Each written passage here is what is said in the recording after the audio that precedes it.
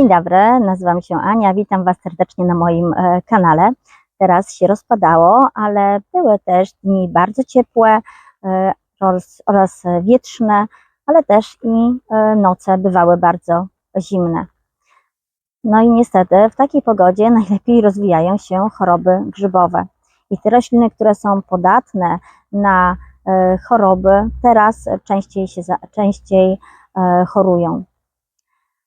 Dla ogrodnika to czas też wytężonej pracy, ale i odpoczynku. Wytężonej pracy, dlatego że jest bardzo dużo kwitnie, to i też dużo przykwita i chciałoby się, żeby to wszystko estetycznie wyglądało, więc obcina zeschnięte kwiaty, poprawia podpórki, wyrywa chwasty, więc jest trochę do pracy. A kiedy jest susza, oczywiście podlewanie. Najważniejsze, żeby znaleźć w tym wszystkim balans, żeby zachwycać się teraz tą przyrodą, która jest naprawdę bardzo soczyście zielona i masę kwiatów teraz kwitnie. Zapraszam do oglądania odcinka. I jak zwykle przespacerujemy się po ogrodzie, pokażę Wam, co u mnie aktualnie kwitnie, z czego jestem bardzo zadowolona i opowiem Wam o pewnym bardzo pięknym klonie. I uważam, że nie ma piękniejszego klonu o tej porze roku. I zaczynamy.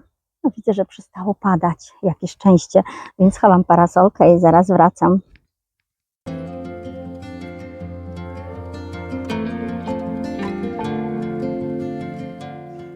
Takie to polskie lato. Raz pada, raz słońce, raz deszcz.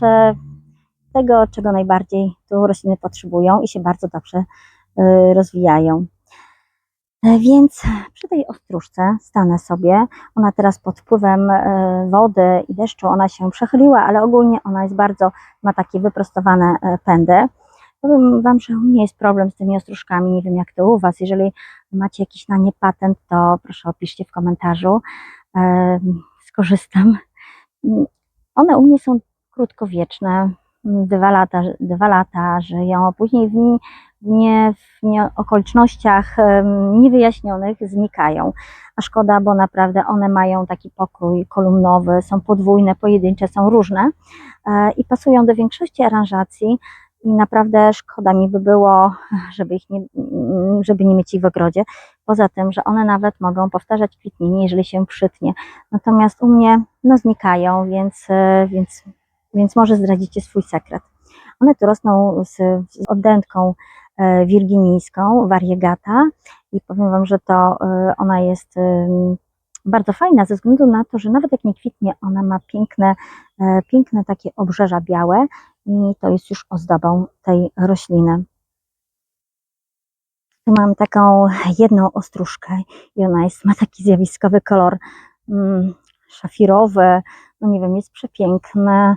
O, tu akurat jeszcze nie doszły ślimaki, mało co, zatrzymały się na innych blinach, no i mam nadzieję, że ona mi zostanie, bo ona jest ma płatki i niebiesko-fioletowe, no po prostu jest przecudowna. To jest Comte de Chambord. To jest stara odmiana róż historycznych, bardzo odporna, o takich drobnych kolcach. Ona nie ma dużych, grubych kolców, tylko ma mnóstwo drobnych, ale przepięknie pachnie. Pachnie tak owocowo i silnie. Jest bardzo odporna na zimę i nawet gdy bywały, bo ona ma około 10 lat, bywały silne mrozy, ona jako jedyna nie przemarzała. Ta róża, jak widzicie, ona jest pełną różą, ale bardzo odporną, kiedy pada. Powiem Wam, że po innych różach, jak są obfite, silne deszcze, to widać, a po niej najmniej. Ona jest w ogóle odporna różą na warunki atmosferyczne. Choroby grzybowe ją dotykają, ale w mniejszym stopniu niż inne róże. Ja robię z niej często przetwory. W którymś z kolejnych odcinków pokażę Wam, co robię z róż. Przepięknie pachnie. Nie mogę się nawąchać. Nieopodal rośnie kolejna piękna róża. To jest taka ciekawa róża, którą warto mieć w ogrodzie. Ona jest ze skrzyżowania róży piżmowej i francuskiej. Tak prawdopodobieństwo. Dzięki temu ma niepowtarzalny aromat. Niepowtarzalny i nieporównywalny z zapachem innych róż. Można ją używać w kuchni, a znana jest na przykład z tego, że produkuje się z niej olejek bułgarski, olejek z róży bułgarskiej. Kiedyś taki był pakowany w takie drewniane, miniaturowe pojemniczki, flakoniki, a w środku tego flakonika był jeszcze taka malutka buteleczka właśnie z tym olejkiem. W Bułgarii ona jest obchodzona, takie święto w regionie Kazanlyk i z tego też miejsca ona pochodzi i odmiana nazywa się Kazanlyk. Ona, jedyną taką wadą jest jej, że ona kwitnie tylko raz i uwaga, tylko na zeszłorocznych pędach. Ona tutaj została bardzo mocno przycięta w tym roku na wiosnę, bo rozchodziła się, opadała na tę ścieżkę i została przycięta. Nie ma tak dużo kwiatów, zostały tam kilka takich pędów zeszłorocznych, natomiast zagęści się i zrobi się nowe podpory i w następnym roku będzie czarować swoim widokiem. Ona bardzo rośnie w miejscach słonecznych, suchych i rośnie nie musi być nawożona. Ona jest jedną z tych róż, która rośnie również na ubogich glebach, więc warto ją mieć w ogrodzie. Najpierw kwitły azalie, różańczniki, później piwonie, a teraz czas róż. Róże naprawdę jest u mnie w ogrodzie gama kolorów, gama form. Większość z nich powtarza kwitnienie, z czego się bardzo cieszę. Róża David Austin, Silas Marmet. Ona stosunkowo niedawno, ona jest w ogrodzie, ona ma około 3 lat, ale pięknie się rozrosła. Widać, że służy jej tutaj bardzo stanowisko, zresztą jest osłonięte od wiatrów i jest dużo więcej słońca niż w innych częściach, więc dobrze sobie tu radzi. W ubiegłym roku zrobiłam odnóżkę właśnie z niej taką pędową i też dobrze się przyjęła. Lawendy tutaj wokół rozsiewają też aromat i pasują do róży, to takie klasyczne połączenie. Jeszcze muszę Wam pokazać taką różę. Na etykiecie tylko było napisane róża wielkokwiatowa. Widzę w telefonie teraz, że ona ma jasny kolor, ale w rzeczywistości ona ma naprawdę taki intensywny, ciemną czerwień. A obok widzicie, jaka jest różnica w kwiatostanach. Tu jest wielki kwiatostan, jeden, róża wielkokwiatowa, tu natomiast uzbierane są w takie bukieciki małe goździki, ale to nie goździki, tylko róża goździkowa. Ona zaczęła dosyć wcześnie kwitnąć, bo już ze 2 tygodnie temu. W poprzednim filmiku pokazywałam, jak zaczyna kwitnąć, natomiast teraz ma takie pełne bukieciki. Róża goździkowa jest jedyna w swoim rodzaju. To jest taka naprawdę drobna różyczka, drobne kwiatki w bukiecikach, ale przypominają goździki i to mi się bardzo podoba.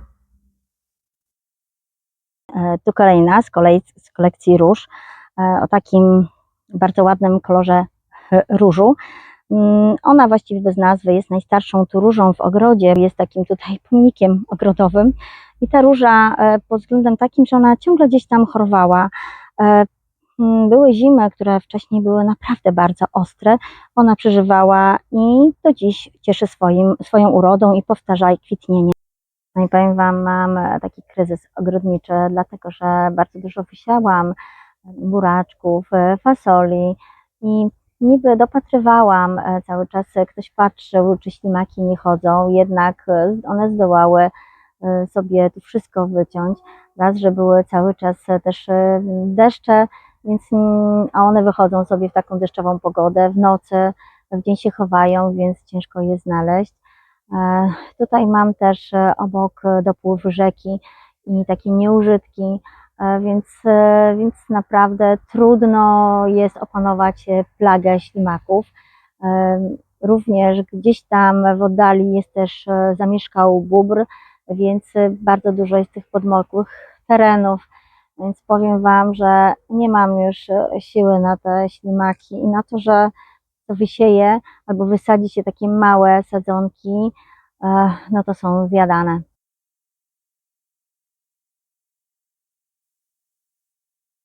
To właściwie cały odcinek opowiadałam o różach, pokazywałam Wam róże, bo teraz bardzo obficie kwitną, wszystkie róże są w pełni kwitnienia, ale na uwagę zasługuje ten oto klon tatarski.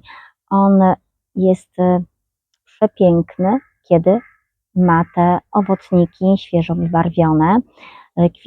Kwitnie niepozornie, natomiast owocniki już zdobią ten klon od około 3 tygodni. Mój telefon nie uchwyci tej czerwieni. Próbowałam w słońcu zrobić, ale nie to, natomiast tego się to nie odda, jak widzą oczy. To jest taka czerwona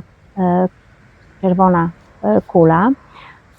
Teraz jak się rozsiewa w ogrodzie i widzę siewki, to po prostu je przesadzam do doniczek. Ta roślina, ten klon ma około gdzieś kilkunastu lat i tylko w tym miejscu, bo on rósł wcześniej w innym, on nie miał takich owocników, bo on lubi bardzo dużo słońca. W ogóle to jest drzewo na słoneczne miejsca, znosi też bardzo dobrze mrozy i susze. Natomiast kiedy mały jest, no na pewno należałoby podlewać. Ma też swojego kuzyna, który słynie z czerwono wybarwionych liści.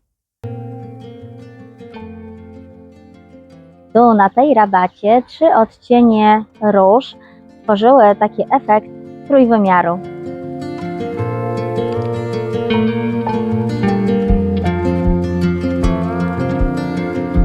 Zobaczcie teraz, jak ta trawa, jak wieje wiatr, jak pięknie wygląda. Ona tutaj już taka spora się zrobiła kępa. Tej samej trawy bambusowej żółty odcień jest dużo mniejsza, może bardziej się nawet nadaje do pojemników właśnie o tym złocistym kolorze.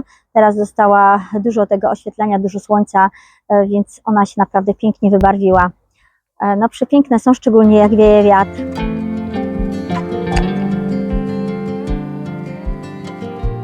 Z niecierpliwością czekamy na rozkwit tej różyczki drobnej, która kwitnie raz, ale zjawiskowo ona jest oblepiona małymi różowymi kwiatkami. Natomiast tutaj teraz kwitnie róża, tutaj pomylona chyba była etykieta, bo jest na niej wielokwiatowa, czerwona, a tu jest taki zebrane kwiatki w bukieciki. I co jest ciekawego, że one są takie tak jakby róża stopłatkowa, bo ma takie pomponiki i ona jak się rozwija ma ciemnoróżowe, a później pod wpływem słońca ona jaśnieje i jeżeli jest bukiet, to on jest taki w różnych odcieniach różu. Bardzo ciekawa odmiana. Szkoda, że nie wiem jak się nazywa, bo chciałabym Wam powiedzieć i polecić. Tutaj jest taka bardzo cienista część ogrodu, zaczyna się naturalistyczna i tutaj cień daje lipa, która się tu rozrosła i ogromny bambus. Ale chciałam Wam pokazać tutaj taką bylinę, która teraz jest w okresie kwitnienia, to jest tojeść kropkowana. Ona o tej porze ma przepiękne żółte kwiatki. Jest to bylina, która nadaje się na stanowiska i cieniste, tak jak tutaj, ale także dobrze radzi sobie w słonecznym miejscu. Lubi też i wilgotne stanowiska, ale rośnie też i na suchych, więc powiem Wam, bardzo odporna bylina. Jedynie na co trzeba uważać, to po prostu ona się rozrasta. Dla niej nie ma granic, więc należałoby uważać z nią w ogrodzie. Tutaj granicę stanowi bambus, który ma silne pędy, to jest akurat bambus kępiasty i on nie daje przejść żadnej innej roślinie. Tak więc czekam na lipę i na te przepiękne kwiatostany, które roztoczą tu przepiękny zapach. Pamiętacie, jak tutaj w tym zakątku kwitły bardzo mocno azalie? No niestety przekwitły, ale rosną kolejne rośliny, a tymi kolejnymi są tawoły japońskie, które teraz pięknie kwitną na różowo i dają takiego tu delikatnego przedłużenia koloru różowego na inny sezon letni. No i tym akcentem pożegnam Was tutaj. Dziękuję bardzo za oglądanie. Bardzo miło mi, jeżeli komentujecie i dajecie lajki. Pozwala mi to też w ten sposób rozwinąć kanał. Dziękuję, do zobaczenia.